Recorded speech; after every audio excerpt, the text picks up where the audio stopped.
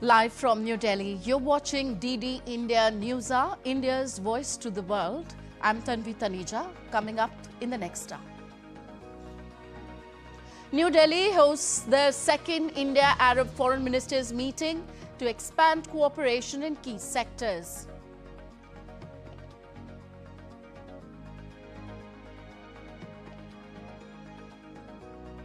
Donald Trump sends a Armada larger than Venezuela operation for Iran as he hopes Iran would prefer a deal over America's military action.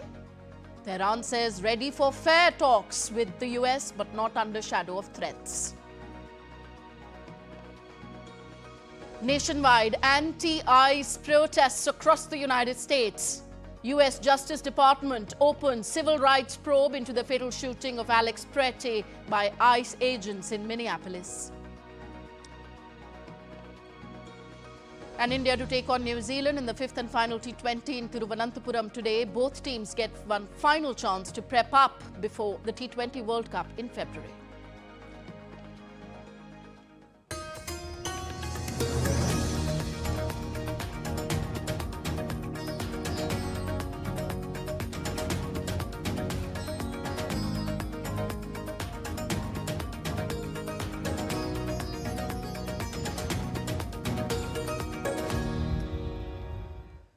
India is going to host the second India-Arab Foreign Ministers meeting in New Delhi on Saturday, co-chaired by the UAE. Foreign ministers from Arab League countries and the League's Secretary General are participating in this high-level dialogue. External Affairs Minister Dr. S. Jaishankar held bilateral talks with several Arab counterparts on Friday. We have a report. India is hosting the second India-Arab Foreign Ministers meeting in New Delhi on Saturday, co-chaired by India and the UAE. Foreign ministers of Arab League member states and the Arab League Secretary General are taking part in this meeting. External Affairs Minister Dr. S. Jaishankar held a series of bilateral meetings with Arab counterparts, including Arab League Secretary General Ahmed Abul Gheit.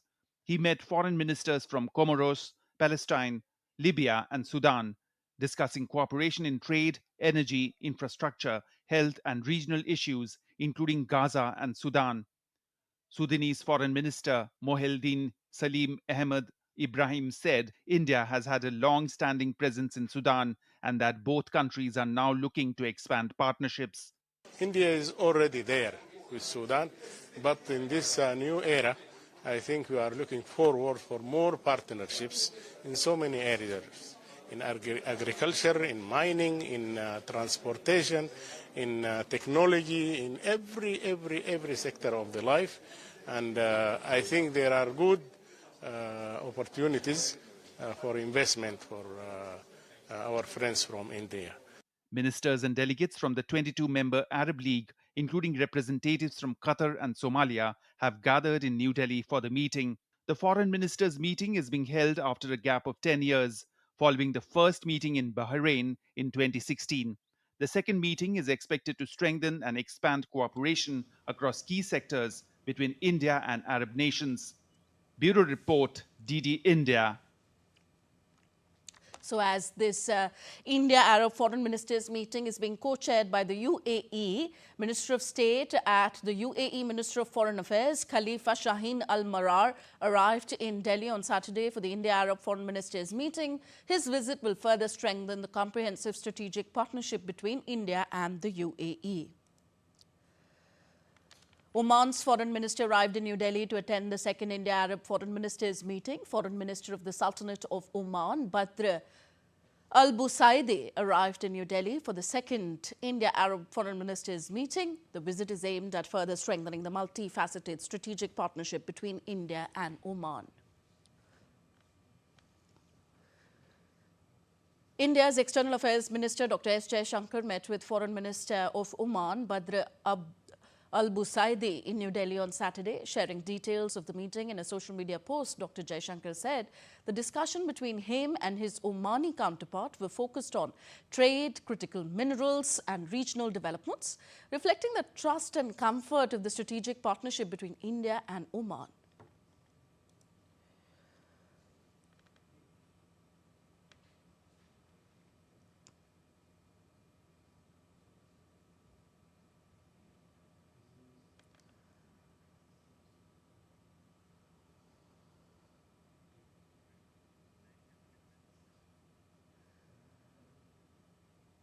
And DD India's Akhilesh Suman is joining us live from Bharat Mandapam now.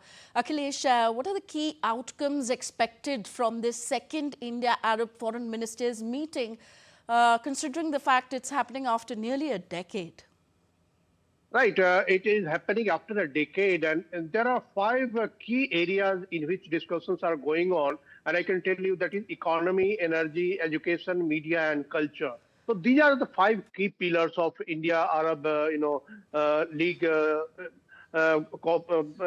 trajectory of cooperation, and this was decided in 2016 only when first India-Arab, foreign ministers meeting took place.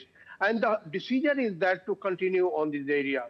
Other than that, there are situations in Middle East that also needs to be discussed, and that is why this meeting has been called in this point of time when you see the whole Middle East is disturbed because of Hamas. Israel confrontation, even Iran, US situation is also very tense.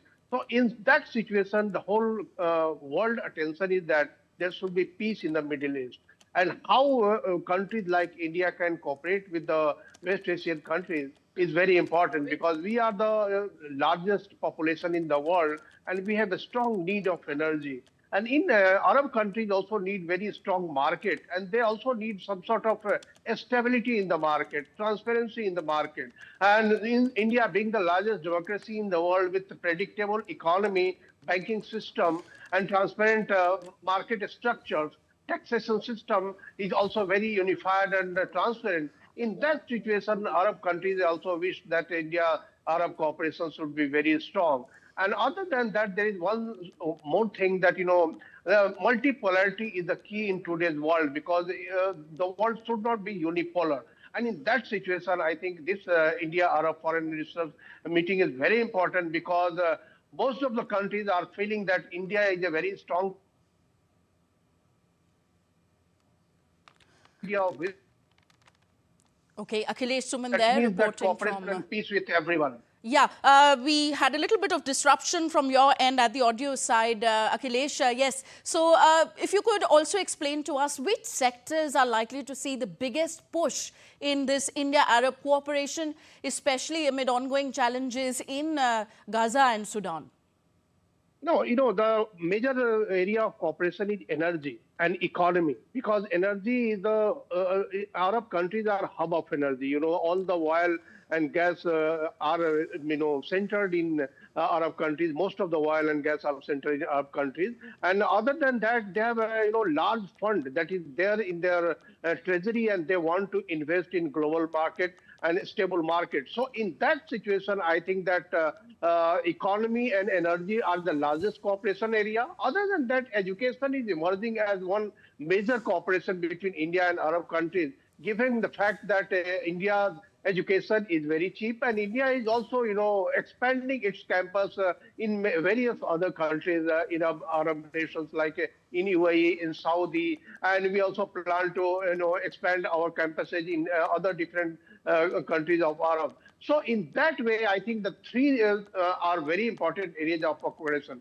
Other than that, people-to-people contact is very important because India is a hub of skilled, personnel, and our skilled people go to Arab countries and also help in their whole development process. So that is also a very important area of cooperation between India and Arabian nations. And lastly, I can say that, one of the major things that we are culturally very similar. We are all Asian countries, and in Asia, India is a cultural nation. Diverse culture are there, and Arabian are also very diverse. So cultural cooperation is also very important between the two nations. So I think these five pillars are very strong pillars, and you can say that in today's world where unpredictability is there in the market, India is giving a stable market, a stable cooperation, a stable relationship, and in that way, that is why I think all 22 Arab nations are present here. And today the meeting will start at around 3 p.m.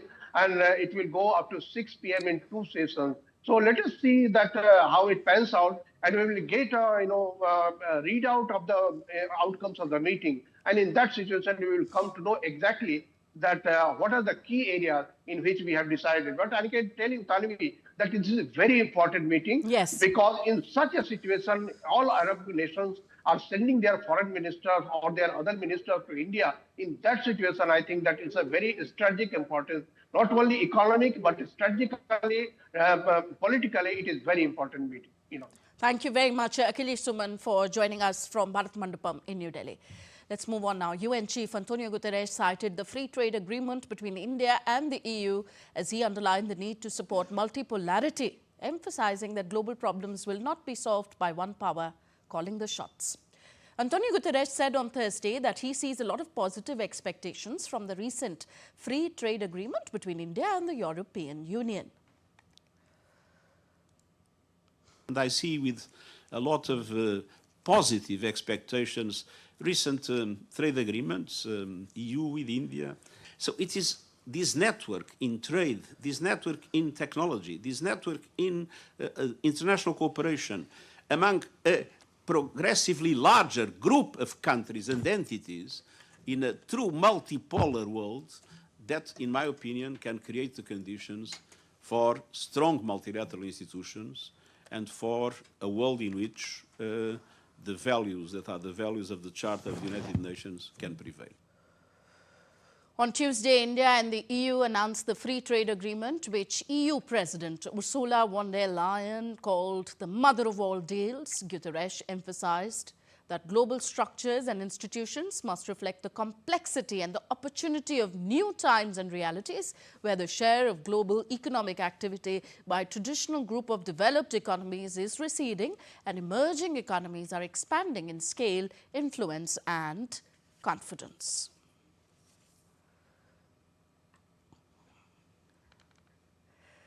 February will see India at the center of global artificial intelligence conversation as world leaders and top experts gather for the AI Impact Summit, spotlighting sovereign models, innovation and India's fast-growing AI ecosystem. DD India's Tripti Tripathi reports. India is set to host its biggest ever global AI gathering in February, with the India AI Impact Summit bringing together over 15 heads of state and government. Union Minister Ashwini Vaishnav launched the Impact Agenda, leadership reflections capturing insights from more than 60 industry leaders, focused on inclusive growth, innovation and societal impact. Minister Vaishnav said India has built its own AI ecosystem in a systematic manner, positioning the country as a key global AI player. The summit has got phenomenal response. This is going to be the fourth and the biggest AI summit so far in the entire world. The response from practically 100 countries, the number of heads of state and government, already 15 confirmations received, and the industry has responded so well. More than 100 CEOs are joining us in the Impact Summit. Artificial intelligence remains a top government priority. Prime Minister recently interacted with CEOs and experts working on sovereign AI models designed to accelerate India's AI mission. Minister Vaishnav said these India-developed sovereign AI models will be unveiled at the summit. The summit is anchored on 3 pillars: people, planet and progress, with 7 key themes, including AI for economic growth and social good, democratizing AI access, inclusion, safe and trusted AI, human capital, science, and resilience and innovation. Indian companies have developed over 200 small language models tailored for diverse sectors. India has also already attracted $70 billion in AI investments, a figure expected to double. The world is taking note of our common compute facility in a very big way. This is a democratization of technology approach which our Prime Minister has very clearly propagated in the last 11 years, whether it is UPI, whether it is DigiLocker, whether it is CoWIN, whether it is 5G rollout. All these programs basically showcase the philosophy of democratization of technology, and the common compute is part of that. As the first global AI summit in the Global South, the summit highlights the need for aligned AI governance and standards. One of the key objectives which we are attempting through the Impact Summit, the very fact that it is hosted in the Global South and will have significant participation from those countries is important. The other element is, of course, the development of various solutions and applications in India and how they can be offered to the rest of the world. The potential for India to emerge as the capital for AI applications is something that we have spoken of for some time, and that's clearly how we can actually do it. With 500 plus sessions, the summit is expected to catalyze India's AI Mission 2.0 and also examine the impact of artificial intelligence on society at large and ways to use AI for societal good. Tripti Tripaঠি's report for DD India. Union Railway Minister Ashwini Vaishnav shared details of discussions with France on railway cooperation. In a post on X, Ashwini Vaishnav said opportunities for upskilling railway staff were discussed with France. He noted that India and France share a long history of cooperation in the railway sector. The talks with French Transport Minister Philippe Tabarot focused on maintenance, cleaning and quality in manufacturing. You're with us on DD India News Hour, still to come on the show. Prime Minister Shehbaz Sharif calls Pakistan's growing reliance on foreign loans a national embarrassment. US Justice Department releases new and final cache of millions of pages related to late convicted sex offender Jeffrey Epstein. And Venezuela plans amnesty law for prisoners, vows to convert major prison center.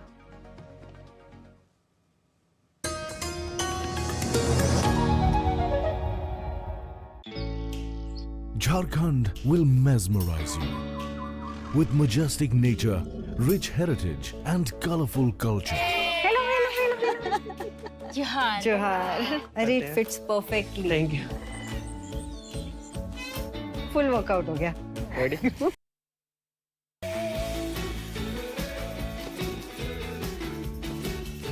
Postcards from Jharkhand on National Geographic.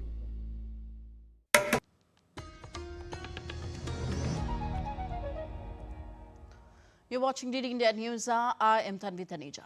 Pakistan's Prime Minister Shehbaz Sharif recently expressed frustration over his country's growing reliance on foreign loans, calling the practice a source of national embarrassment. Addressing Pakistan's prominent exporters and business leaders at an event in Islamabad, Sharif emphasized the burden of debt on Pakistan's dignity, indicating the need for alternative economic strategies.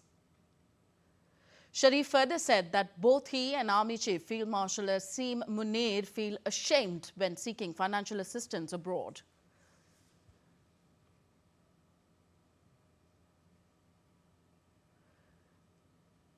Sharif's admission of begging for loans highlights the country's economic struggles and reliance on international assistance.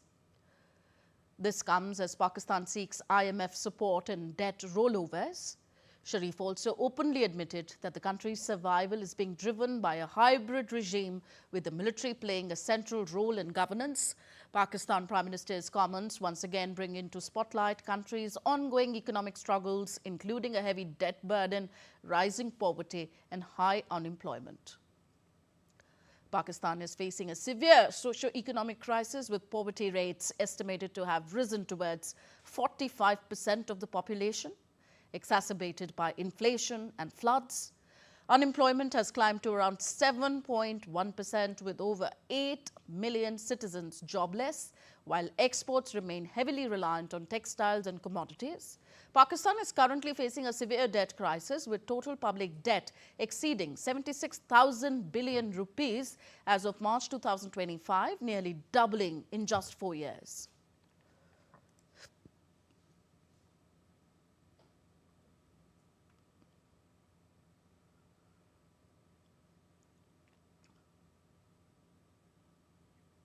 Staying in the region, a sharp institutional standoff has emerged in Bangladesh ahead of the February 12th general elections and referendum. The Election Commission has warned that civil servants campaigning for a yes or no vote is illegal, even as government advisors and officials openly back a yes outcome. The EC has cited the Referendum Ordinance 2025 and the Representation of the People's Order 1972, stressing that while officials may share information, influencing voter choice is a punishable offence. The U.S. State Department has approved more than $6.5 billion in potential military sales to Israel under 3 separate contracts. According to official statements by Pentagon, the approvals include a potential sale of joint light tactical vehicles and related equipment. Another major approval covers the sale of 30 Apache helicopters. A third military contract was also awarded for $740 million US. The United States sends billions of dollars worth of military supplies per year to Israel, largely in aid rather than sales. The Pentagon said AM General LLC will be the principal contractor for the JLTV sale, while Boeing and Lockheed Martin are the contractors for the Apache helicopter deal.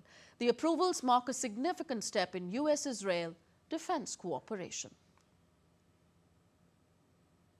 The U.S. State Department has approved the potential sale of Patriot interceptor missiles and related equipment to Saudi Arabia with an estimated cost of $9 billion US, the Pentagon said on Friday. The proposed sale includes Patriot Advanced Capability 3 missile segment enhancement. Lockheed Martin Corporation will be the principal contractor for the missile sale. The approval follows a Saudi request to purchase 730 PAC-3 MSE missiles. U.S. officials said the proposed sale will not alter the military balance in the Middle East and will not have any adverse impact on U.S. defense readiness. U.S. Secretary of State Marco Rubio spoke with Mexican Foreign Secretary Juan Ramon de la Fuente about advancing shared priorities and regional security. The two discussed their mutual willingness to strengthen bilateral collaboration on agendas of common interest, to follow up on bilateral initiatives to promote information sharing, and on cross-border security initiatives.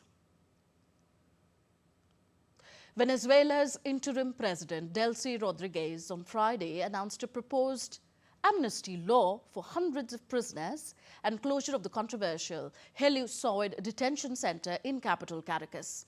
Speaking at the Supreme Court of Justice, Rodriguez said the proposed general amnesty law will cover political violence cases from 1999 to present. The measure could affect hundreds of detainees still behind bars, as well as some former prisoners who have already been conditionally released. However, the law will exclude those accused of killings, serious human rights violations, and drug trafficking.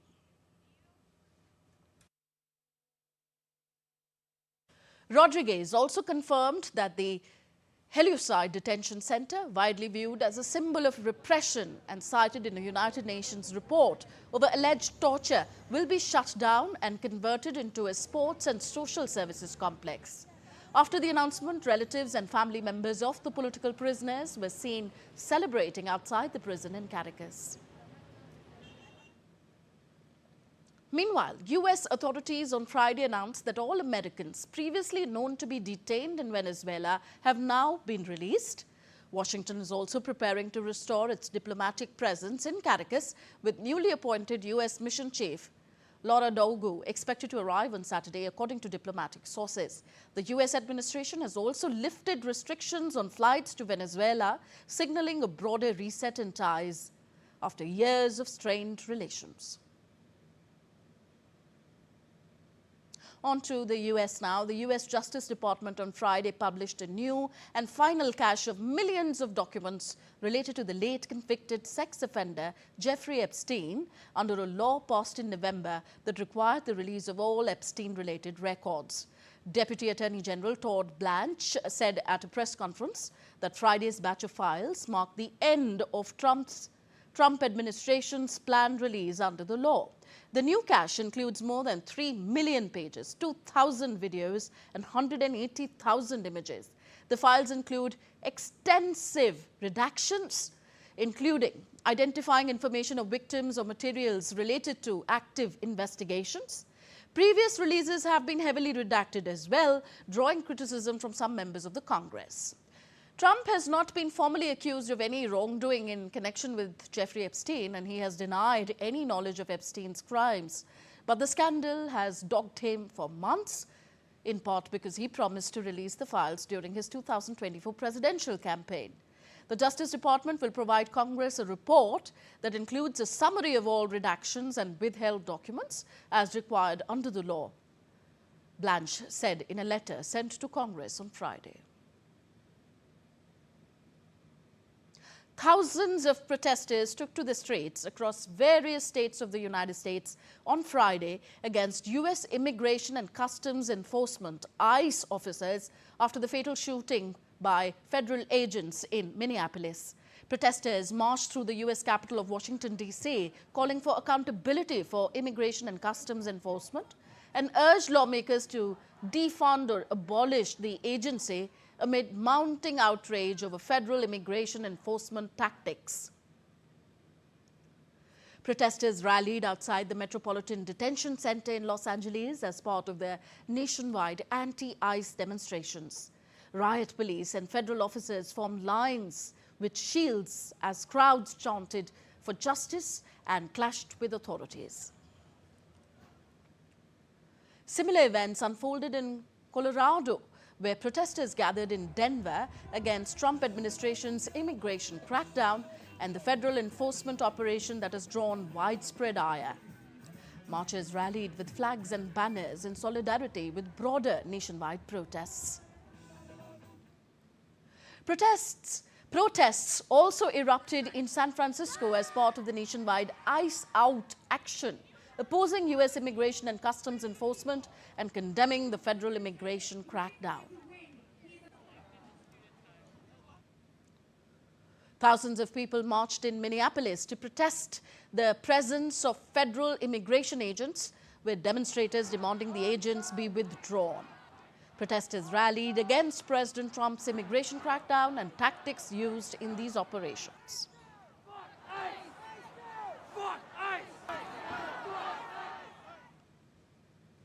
Meanwhile, Deputy Attorney General of United States Todd Blanche confirmed on Friday that the U.S. Justice Department has begun a preliminary civil rights review into the fatal shooting of Alex Pretty by federal immigration officers in Minneapolis. Calling Alex Pretty's death a tragic event, Todd Blanche said that the FBI was examining the shooting. Clarify your remarks on the Alex Pretty killing. Are you saying that the Justice Department has opened a civil rights investigation into his death? Yes. Yeah, I mean, look, I know there's been a lot of discussion among the media around that, but just think about what that means. All that means is that DHS, as the Secretary has said, is conducting an investigation, as they should and as they do every time there's a tragic event like this. And the FBI, in their role, which is a separate role from DHS, is also looking into it and conducting an investigation. And now let's take you to Europe. On the occasion of Mahatma Gandhi's 78th death anniversary, 50 voices from the British Indian community came together in a unique musical offering, Vaishnava Janto, on Friday in London. This rendition brought together performers from a wide age range, from children as young as 6 to adults, symbolizing unity across generations and cultures. This musical tribute stands as a symbol of how British Indian voices unite to share Gandhiji's universal message of peace and humanity with a global audience.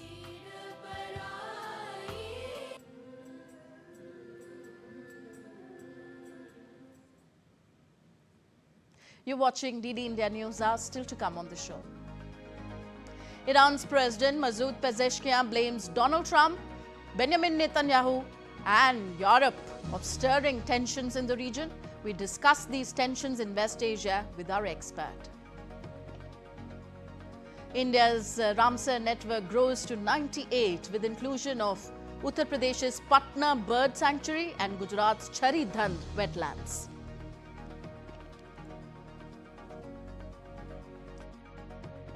And Nationalist Congress Party to hold a legislative party meeting in Mumbai today to decide its next leadership.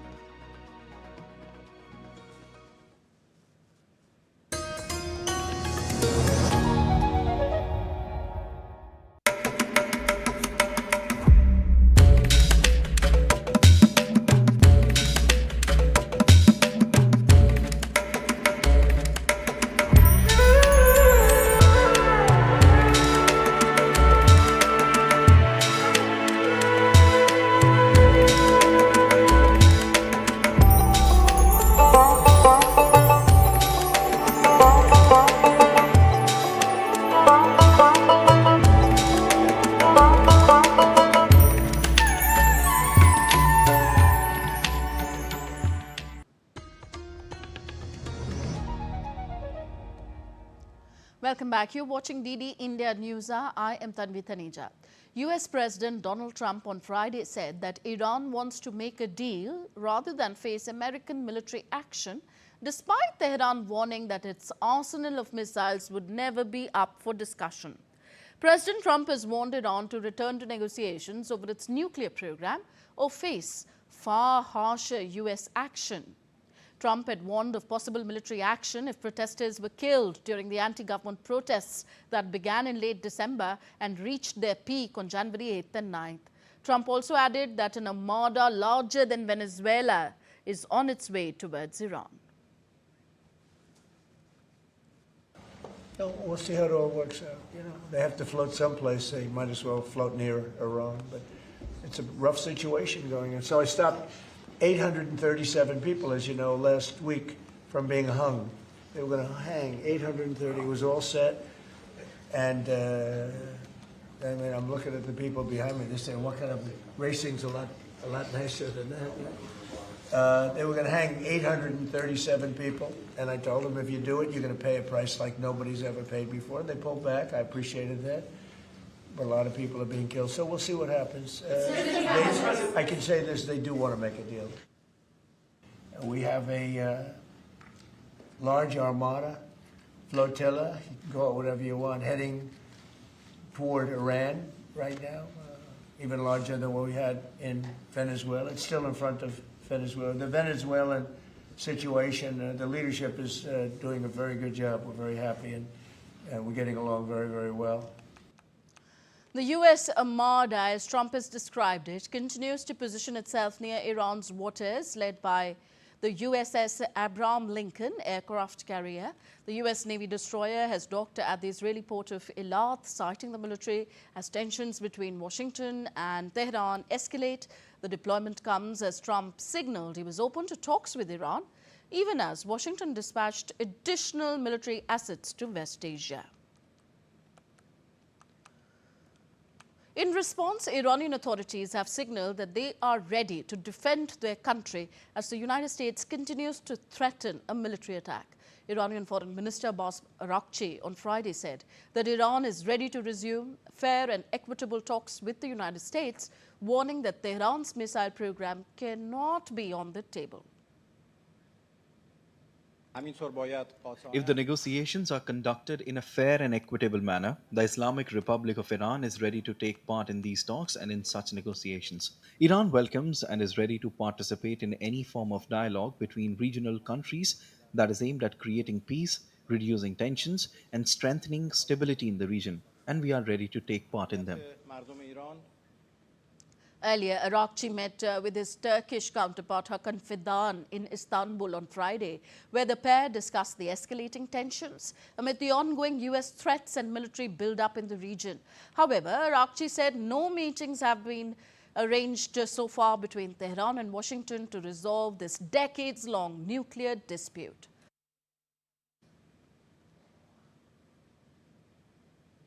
Iranian President Masoud Pezeshkian, meanwhile, blamed US, Israeli and European leaders of stirring tensions in the region. Iranian President, in a live state TV broadcast on Saturday, said US President Donald Trump, Israeli Prime Minister Benjamin Netanyahu and European leaders had exploited Iran's economic problems, incited unrest and provided people with the means to tear the nation apart in recent protests. Further, the United States on Friday imposed sanctions on Iranian Interior Minister Eksender Momeni and a businessman it said helped launder money for Tehran. The Department of the Treasury announcing the move said Momeni was responsible for a brutal security crackdown in Iran this month, as he oversees law enforcement forces it said were responsible for the deaths of thousands of peaceful protesters. Earlier, the European Union designated Iran's Islamic Revolutionary Guard Corps as a terrorist organization, a move strongly condemned by Iran. EU High Representative for Foreign Affairs and Security Policy, Kaja Kallas, said foreign ministers of the EU have taken the decisive step of designating Islamic Revolutionary Guard Corps as a terrorist organization. In a press release issued on the same day, the Council of the EU said that it decided to impose restrictive measures on 15 Iranian officials and 6 entities. With the latest decision, EU's restrictive measures now apply to 247 individuals and 50 entities of Iran. The measures include asset freezes, travel bans to the EU, and a prohibition on making funds or economic resources available to those listed. And to discuss the tensions in West Asia, we are now joined by Ambassador Sanjay Bhattacharya, former Secretary in the Ministry of External Affairs. Welcome, Sanjay ji, to DD India.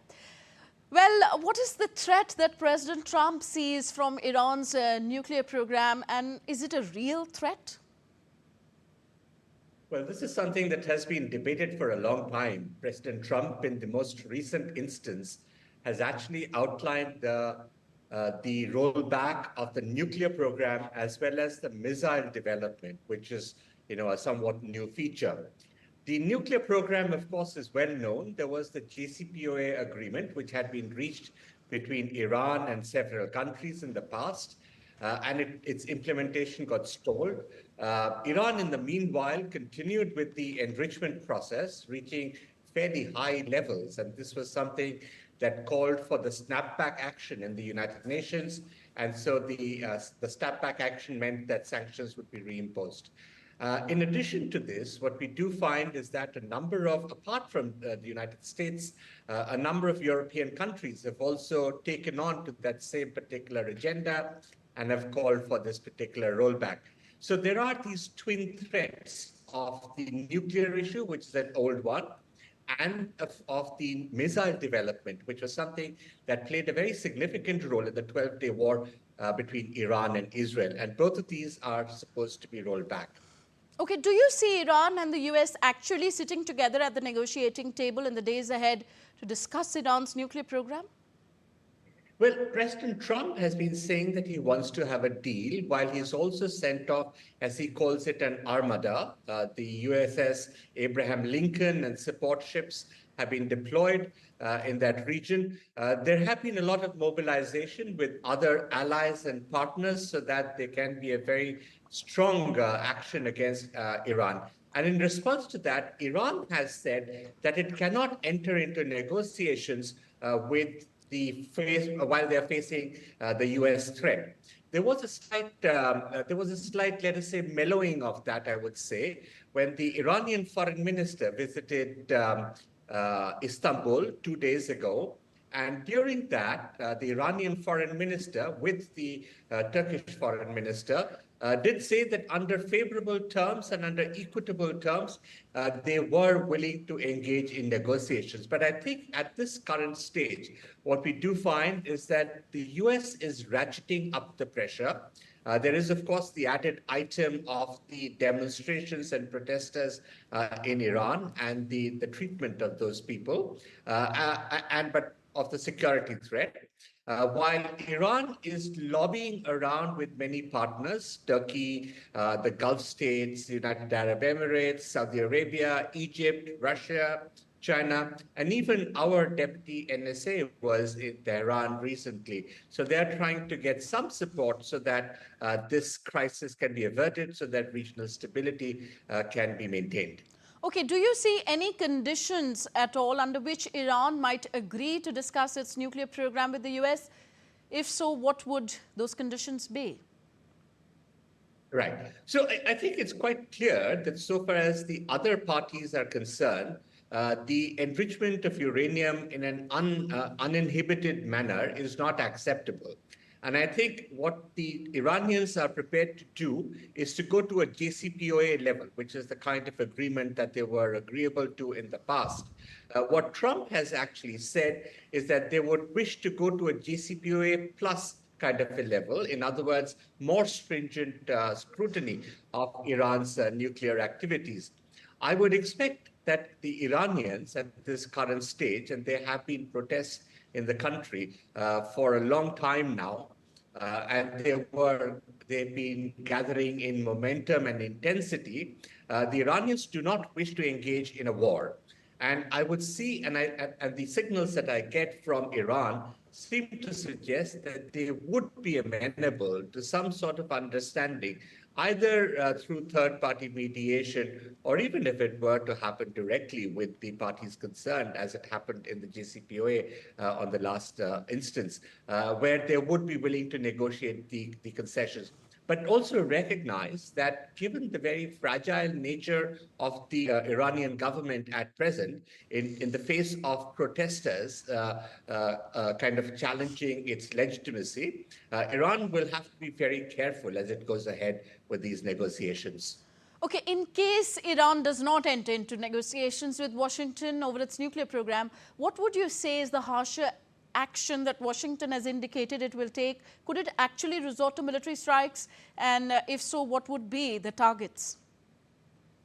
Well, President Trump has blown both hot and cold on this particular issue because while he has sent the Armada across, and as you know, it had moved from San Diego to the South China Sea. That particular Armada was deployed over there, and it is now moving towards the Middle East. Iran, noticing that it has come fairly close, has announced that it's going to have 2 days of live fire drills in the Strait of Hormuz. Now, this is a very, very important development. The Americans, the CENTCOM, under which this will come, has reacted and said that if there's any provocative action towards their assets, they will deal with it appropriately. And the Iranians have responded and said that if there's any action on the US side that threatens their security and integrity, they will also take appropriate action. So this situation is very delicately poised.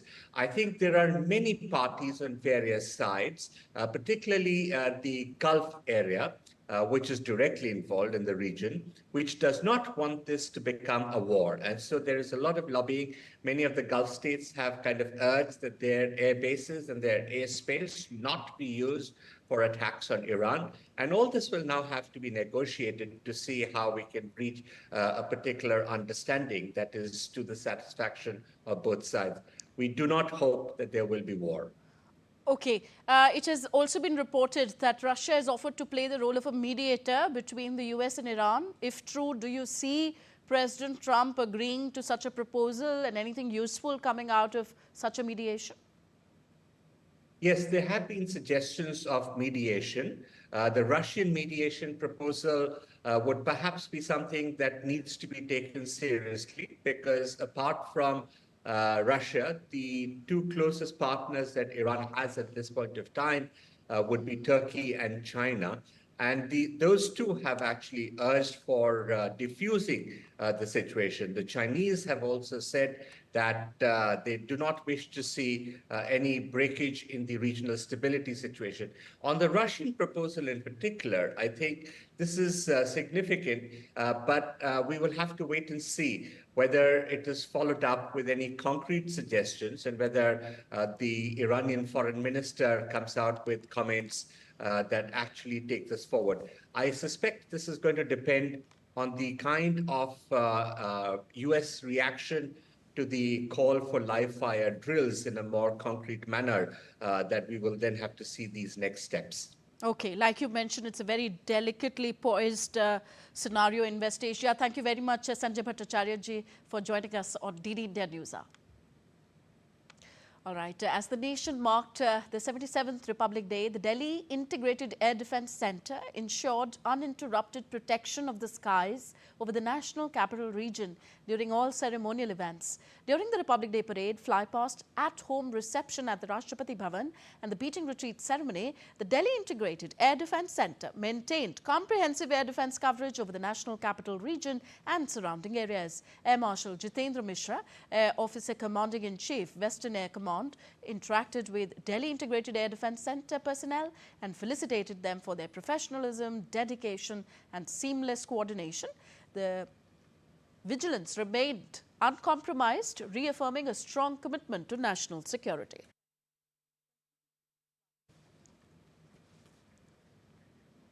After the death of Maharashtra's Deputy Chief Minister Ajit Pawar, the Nationalist Congress Party, NCP, is holding a legislative party meeting in Mumbai to decide its next leadership. The NCP convened a meeting of its legislative party in Mumbai to decide their successor. According to information received, the party is likely to choose Ajit Pawar's wife, Sunetra Pawar, as the leader of the NCP, subject to the consent of senior leaders. Sunetra Pawar, who is currently a member of parliament, may also be proposed for the post of Deputy Chief Minister of Maharashtra once the leadership decision is finalized. Media reports say the swearing-in ceremony could take place today or tomorrow. India's Environment Minister Bhupendra Yadav announced the addition of 2 new wetlands to India's Ramsar list ahead of the World Wetlands Day on 2nd of February. In a post on X, Union Minister for Environment, Forest and Climate Change Bhupendra Yadav said Patna Bird Sanctuary in Uttar Pradesh and Chari Dhand in Gujarat have been added to the Ramsar sites list. He noted that India's Ramsar network has expanded from 26 sites in 2014 to 98 at present. It reflects the country's commitment to wetland conservation. The minister said the 2 wetlands support hundreds of migratory and resident bird species.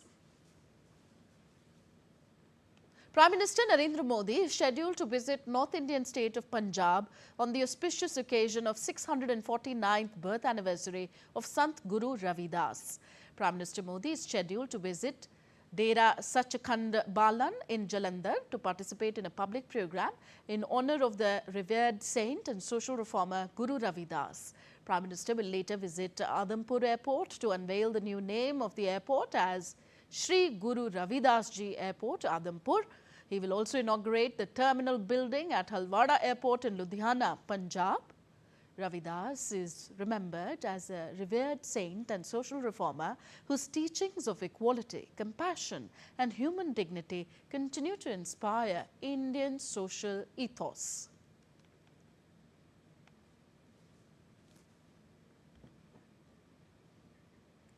And on to some business news now. The US government was headed towards a partial shutdown on Friday as Congress appeared unlikely to approve a deal that would keep a wide swath of operations funded past a midnight deadline. After hours of delay, the US Senate passed the spending package by a bipartisan vote of 71 to 29. But the House of Representatives is not expected to vote on the new budget bills until Monday at the earliest. Lawmakers from both parties have been working to ensure a debate over immigration enforcement,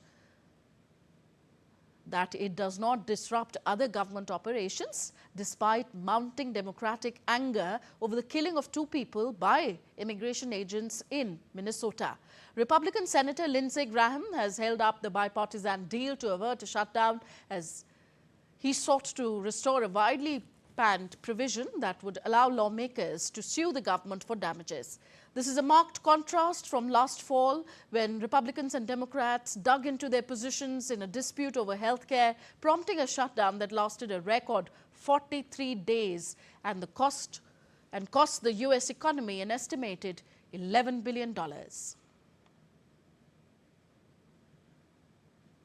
US President Donald Trump nominated former Federal Reserve Governor Kevin Walsh to be the next US central bank chief, a move that has sparked cautious optimism among observers.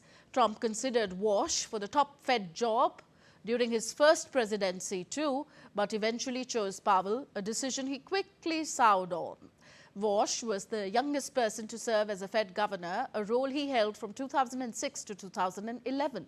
The next step in the process is confirmation by a closely divided Senate. The Fed has long been seen as a stabilizing force in global financial markets, due in no small part to its perceived independence from politics and Trump's escalating efforts to test that independence, which will be a key issue through the approval process.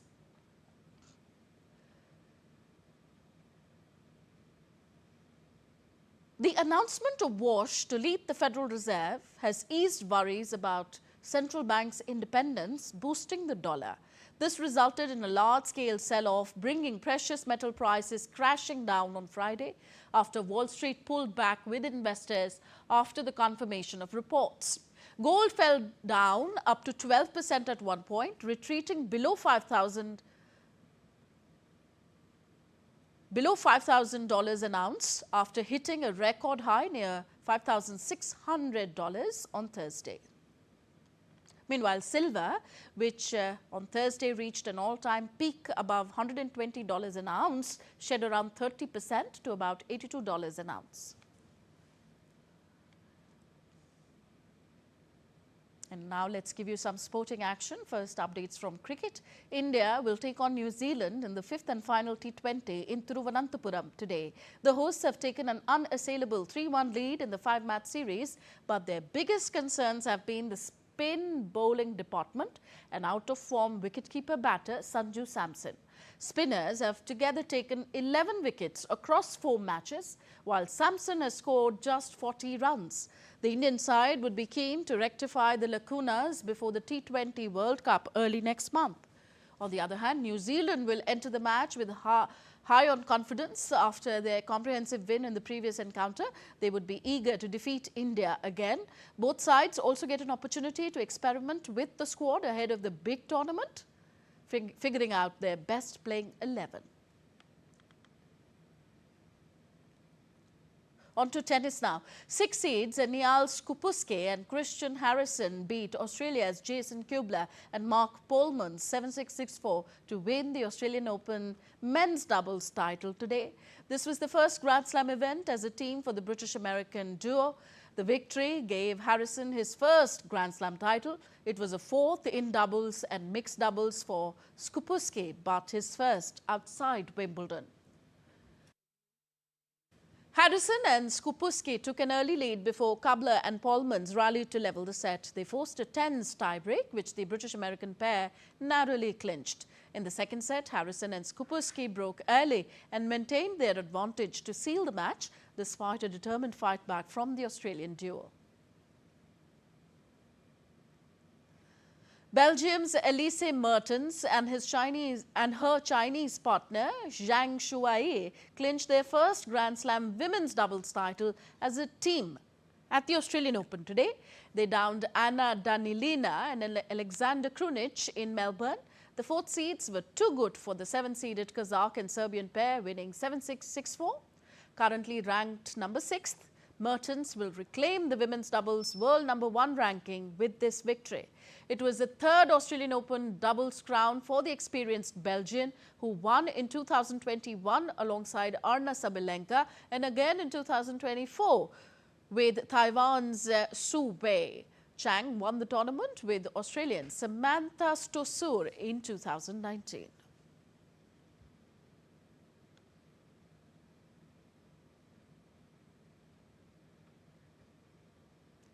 And now let's take you once again to London, where on Mahatma Gandhi's 78th death anniversary, 50 voices from the British Indian Community Centre came together in a heartfelt musical tribute to the father of the nation in London on Friday. Take a look.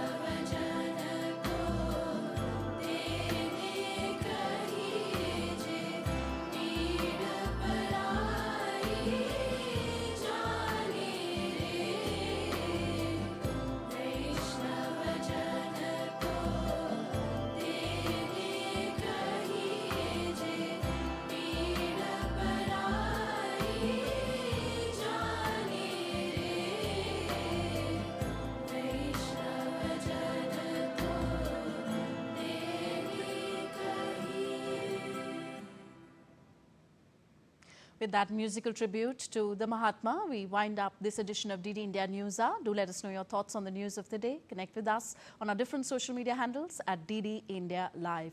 I'm Tanvi Taneja from my entire team here in New Delhi. Thank you for watching. Namaskar.